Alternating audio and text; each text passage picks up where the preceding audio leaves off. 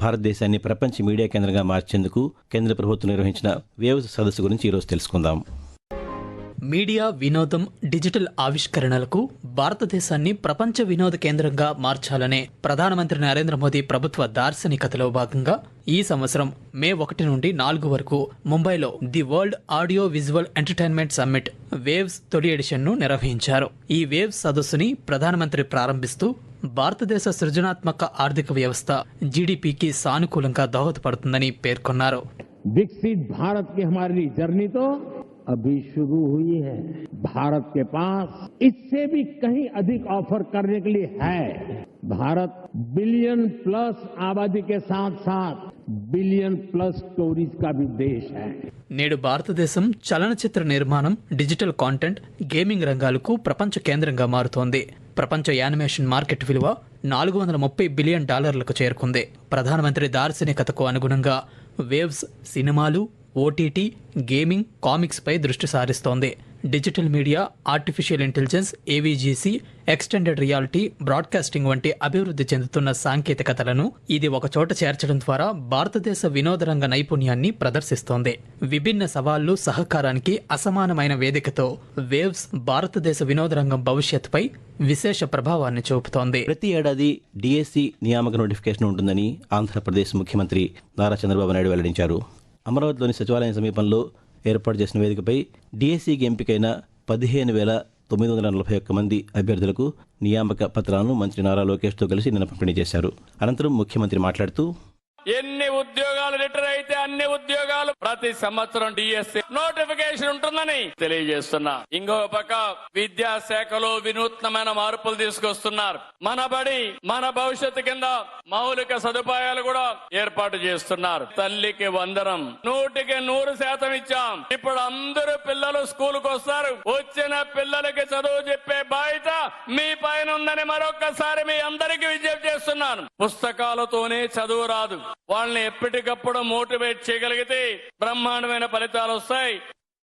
వస్తు సేవల పన్ను జీఎస్టీ హేతుబద్ధీకరణతో రాష్ట్రాలకు కలిగే ఆదాయ లోటును కేంద్ర ప్రభుత్వం భర్తీ చేయాలని తెలంగాణ ఉప ముఖ్యమంత్రి మల్లు భట్టి విక్రమార్క కోరారు. ఢిల్లీలో నిన్న జరిగిన ఒక చర్చా వేదికలో ఆయన మాట్లాడుతూ, ఆర్థిక సంవత్సరం మధ్యలో పన్నుల విధానంలో మార్పులు చేయడం వల్ల ఆదాయం తగ్గుతుందని, తద్వారా సంక్షేమ పథకాలు ప్రభావితమవుతాయని అన్నారు. కేంద్ర ప్రభుత్వం కేటాయించే పన్నుల వాటా ఆయా రాష్ట్రాల నుంచి వసూలయ్యే పన్నుల నిష్పత్తి ప్రకారం చేయాలని కోరారు. స్వస్థ్ నారీ సశక్త్ పరివార్ అభియాన్ కార్యక్రమంలో భాగంగా ఆంధ్రప్రదేశ్లో 34 లక్షల మంది మహిళలకు వైద్య పరీక్షలు నిర్వహించామని వైద్య ఆరోగ్య శాఖ మంత్రి సత్యకుమార్ యాదవ్ వెల్లడించారు. కృష్ణా జిల్లా నున్నలో ఏర్పాటు చేసిన వైద్య శిబిరాన్ని మంత్రి నిన్న సందర్శించారు. ఈ సందర్భంగా ఆయన మాట్లాడుతూ 16,000కు పైగా వైద్య శిబిరాల ద్వారా మహిళలు ఉచిత పరీక్షలు చేయించుకుంటున్నారని చెప్పారు. వచ్చే నెల 2వ తేదీ వరకు వైద్య శిబిరాలు కొనసాగుతాయన్నారు. ఈ శిబిరాల ద్వారా మహిళలు, చిన్నారులు, బాలికలకు కలిపి 1,50,00,000కు పైగా వైద్య పరీక్షలు నిర్వహించాలని లక్ష్యంగా పెట్టుకున్నామని మంత్రి వివరించారు.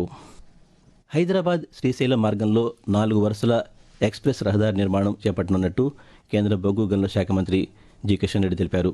ఢిల్లీలో కేంద్ర మంత్రి గత సాయంత్రం పాత్రికేయులతో మాట్లాడుతూ, శ్రీశైలం ఎలివేటెడ్ కారిడార్ నిర్మాణానికి కేంద్ర ప్రభుత్వం ముందుకొచ్చిందని, దీనిపై త్వరలోనే నిర్ణయం తీసుకుంటామని అన్నారు. పర్యావరణానికి, వన్యప్రాణులకు ఎలాంటి నష్టం లేకుండా రహదారి నిర్మాణం చేపడతామని మంత్రి వివరించారు. విజయవాడ ఇంద్రకీలాద్రిపై కొలువైన కనకదుర్గ అమ్మవారు శరన్నవరాత్రి ఉత్సవాల్లో 5వ రోజున శ్రీ మహాలక్ష్మీదేవి అలంకారంలో భక్తులకు దర్శనమిస్తున్నారు. అమ్మవారిని రాష్ట్ర గవర్నర్ ఎస్ అబ్దుల్ నజీర్ ఈరోజు దర్శించుకున్నారు.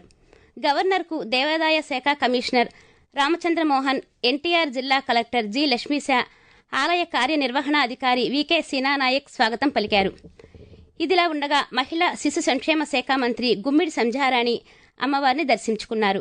అనంతరం మంత్రి మాట్లాడుతూ, రాష్ట్ర ప్రభుత్వం చేసిన ఏర్పాట్ల పట్ల భక్తులు సంతృప్తి వ్యక్తం చేస్తున్నారని తెలిపారు. దసరా ఉత్సవాలను విజయవంతం చేసేందుకు అన్ని శాఖలు సమన్వయంతో పనిచేస్తున్నాయని మంత్రి తెలిపారు. ఉపరితల ఆవర్తనం ప్రభావంతో ఉత్తర మధ్య బంగాళాఖాతంలో అల్పపీడనం ఏర్పడిందని, ఇది పశ్చిమ దిశగా కదులుతూ దక్షిణ ఒడిశా, ఉత్తరాంధ్ర తీరాల ఆనుకుని వాయుగుండంగా బలపడే అవకాశం ఉందని అమరావతి వాతావరణ కేంద్రం వెల్లడించింది. దీని ప్రభావంతో ఆంధ్రప్రదేశ్లోని ఉత్తరాంధ్ర, ఏలూరు, కృష్ణా, ఎన్టీఆర్, గుంటూరు జిల్లాల్లో అక్కడక్కడ భారీ నుంచి అతి భారీ వర్షాలు కురిసేందుకు అవకాశం ఉందని వాతావరణ శాఖ అధికారి ఎం వెంకట్రావు తెలియజేశారు. తిరుమలలో శ్రీ వెంకటేశ్వర స్వామివారి సాలకట్ల బ్రహ్మోత్సవాలు వైభవంగా జరుగుతున్నాయి. దీనిలో భాగంగా ఈ ఉదయం మలయప్ప స్వామివారు సింహవాహనంపై యోగముద్ర అలంకారంలో భక్తులకు దర్శనమిచ్చారు. పెద్ద సంఖ్యలో భక్తులు స్వామివారి వాహన సేవలో పాల్గొని కర్పూర హారతులు సమర్పించారు.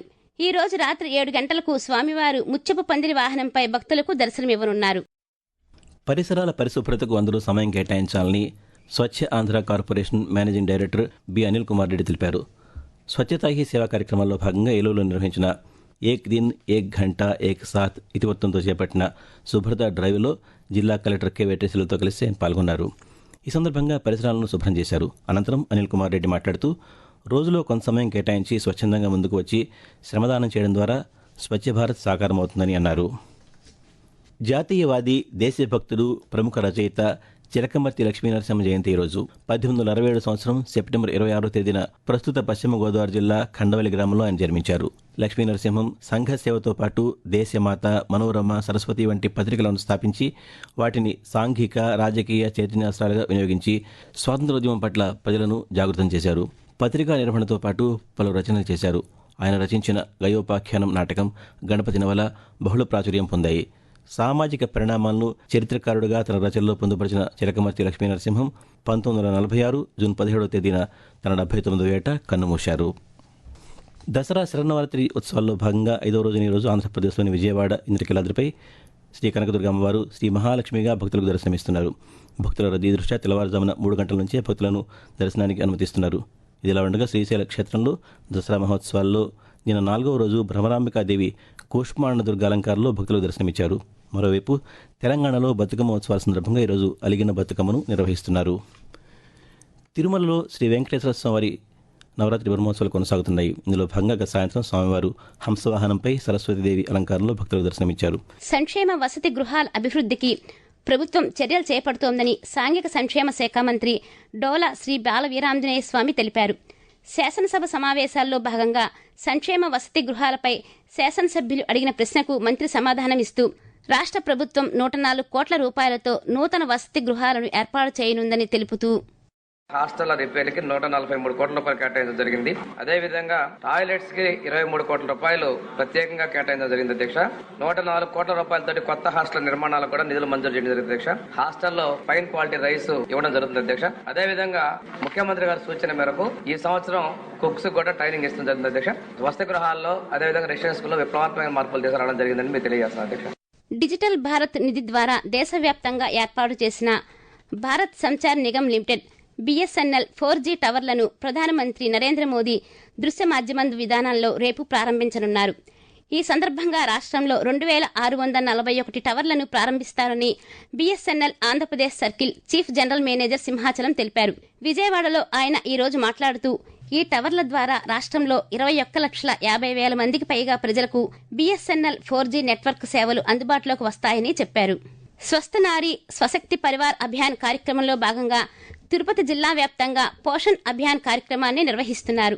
ఇందులో భాగంగా శ్రీకాళహస్తిలోని భాస్కరపేట అంగన్వాడీ కేంద్రంలో మహిళలకు ఈ రోజు పౌష్టిక ఆహారాలతో వంటల పోటీలను నిర్వహించారు. ఈ కార్యక్రమంలో తిరుపతి జిల్లా మహిళా శిశు సంక్షేమ శాఖ అధికారి శాంతిదుర్గ పాల్గొని విజేతలకు బహుమతులు అందజేశారు.